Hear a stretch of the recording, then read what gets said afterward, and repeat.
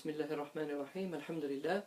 Wassalatu wassalamu ala Rasulillahi wa ala alihi wa sahbihi wa man wala. Assalamu alaikum wa rahmatullahi wa barakatuh. Welcome to this read-through of Contemplating the Quran, thematic commentary on the 30 parts or ajza of the Holy Quran. Tonight we have come to part 8, which encompasses surahs Al-An'am and A'raf, the 6th and 7th surahs of the Quran, and this is part 8, or the 8th juz. Bismillahir Rahmanir Rahim. The greatest mission of the messengers was to warn against the schemes of Satan and protect man from falling into his snares. The messengers have taught us to seek sanctuary with God in every matter, asking refuge in him from the devil, and protection from his ways and enticements. The Quran spares no effort in warning man about the connivances of the devil. Most of this part sheds light upon these, and reveals some of the means by which Satan seeks to distance man from his original purpose, to worship Allah, the one alone. The part begins with mention of the strenuous efforts which the devils among the jinn and men exert in enmity to God's messengers and prophets, and their bedizening of speech in order to misguide man from the truth, and that's Surah Al-An'am, verse 112. Before emphasizing that God is perfectly capable of preventing them from doing so and negating their evil, however, he leaves them to it because of a profound wisdom, to manifest that which is in the heart of those who disbelieve in the hereafter. Such people are satiated by the illusory life of this world. They turn their full attention to it, turning away from clear revelation that was sent down as truth. They marshal its resources to commit all manner of crimes and obscenities to bring pleasure to their degraded souls. The verses continue to relate the account of a particular group of humans allied to Satan, who were among the worst corrupters and perpetrators of harm to early tribes and cities in verse 123. The Quran informs us that it was their arrogance and satanic nature that led them to throw in their lot with the misguiding jinn. It is then clarified that such relationships, which are built upon deriving selfish pleasure and mutual benefit, will see their supposed advantages come to naught.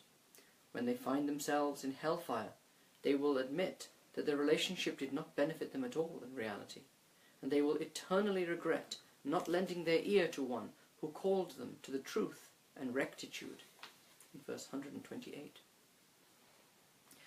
Thereafter we are clearly informed that these devils do not lead their compatriots to goodness, but rather make what is hideous seem beautiful to them. As such do they encourage them, for example, to kill their own children, in verse 137, and make benefiting from their own wealth and livestock taboo from them, in verse 138. Those who give heed to them thus do not benefit from this companionship in this world, nor are they a means for their salvation in the hereafter. Hence we are warned against following in the footsteps of devils, or seeking out their ways, for in that way, imitating the worst of the wrongdoers, lies clear destruction and self-severance from the mercy of the Lord of the worlds. It is further clarified that the methods of the devil, through which he ensnares his allies and followers, are weak indeed.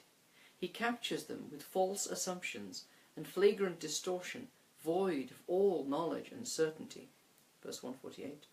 Unfortunately, souls caught up in the web of such deceitful premises, and who are content with such deviations as their way, will find manifest falsehood appears to them to be the essence of truth. The consequences of adhering to the truth and acceding to the herald of the All-Merciful are equally clearly explicated in terms of how they rectify the affairs of communities and individuals. For, through the truth, repugnant deeds are given wide berth, killing is prohibited, wealth is preserved, financial dealings become characterized by probity, justice, and fairness become widespread. None of this is possible without faithfully treading the straight path and putting into practice the manifest divine guidance. That's verses 151 to 155. Through all of this, good fellowship and unity are attained, and the life of man, in all his variegated affairs, whether worship or spiritual exertion, suluk, or dealings with one another, becomes a single journey towards the ultimate aim for which he was created, the good pleasure of the succouring Lord, the helping Lord.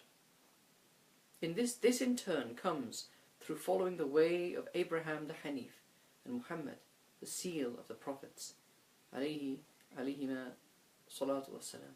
Verse 161.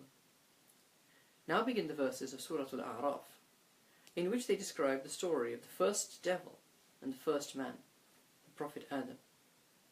They illustrate the consequence of lending one's ear to the devil and his followers, as well as the rewards of seeking refuge under the banner of truth and its people. The verses deal with the details of that satanic enmity towards the father of mankind, and accounts of his beguilement of this noble prophet. He faithlessly swore to the prophet and his wife that he was a sincere, trusted advisor to them, when in fact he was accursed.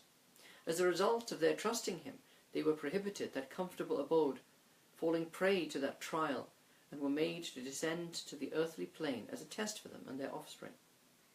The verses give warning regarding this accursed devil and his progeny, explaining that he commands to nothing but obscenity and leads to nothing but evil and vice. And as a quick note here on the inverted commas fall of Adam and Eve, it should be noted that Shaitan, or Iblis in the garden, swore to them that he was a trusted advisor. And up to this point, it's very, very important to note that neither Adam nor Eve had ever experienced any sort of deceit or any sort of faithlessness at all. They were in a state of complete innocence.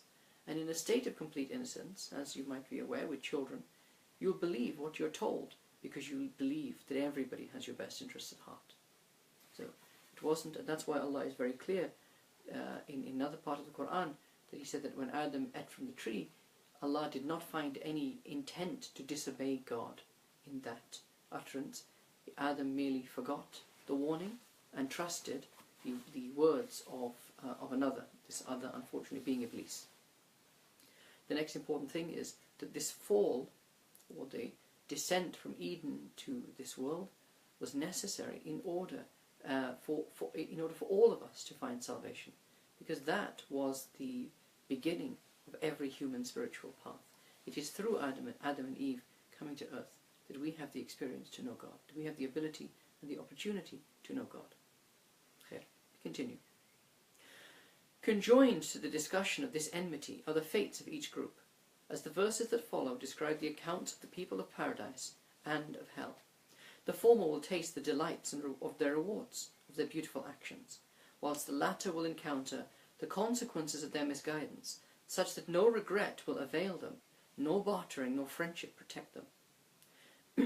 The part concludes with the accounts of those who obeyed the devils and made war on the messengers, relating the tales of the people of Noah, Ad, Thamud and Midian, by way of a prelude to the story of Moses and Pharaoh, that demonic man who was misled and in turn misled, waging war against God, taking hold of the necks of servants in transgression, and filling the land with oppression.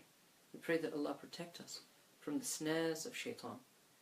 We should understand that, and I want all of you to understand, that the external shayateen may be chained in Ramadan, but the internal shaitan is still up and running.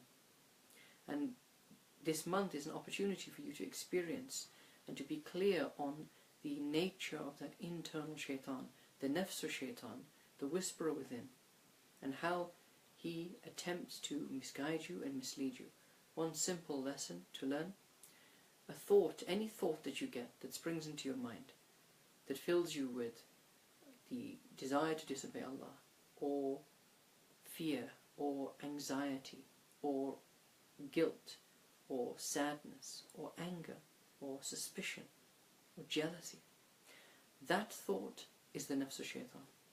The real trick to remember when it comes to the whisper of the internal devil is that the devil within does not speak to you in the second person. The devil within does not say, nobody likes you. The devil within speaks in the first person. The devil within says, nobody likes me. And this is the big problem that we have. This is the big trick of the shaitan. It's to make us think that that thought, that negative automatic thought, is our own thought. It isn't. It's from the shaitan, and the shaitan is your enemy. إِنَّهُ لَكُمْ عَدُوٌّ مُبِينٌ. And the shaitan is a liar And he's the very best type of liar, in that he mixes truth with lies, such that you can't distinguish one from the other. May Allah protect us. May Allah give us the opportunity through His grace to walk the path to Him and shake off the wiles and snares of the shaitan. Sallallahu ala Sayyidina Muhammad wa ala alihi wa sahbihi ajma'in. برحمتك يا أرحم الراحمين. السلام عليكم ورحمة الله.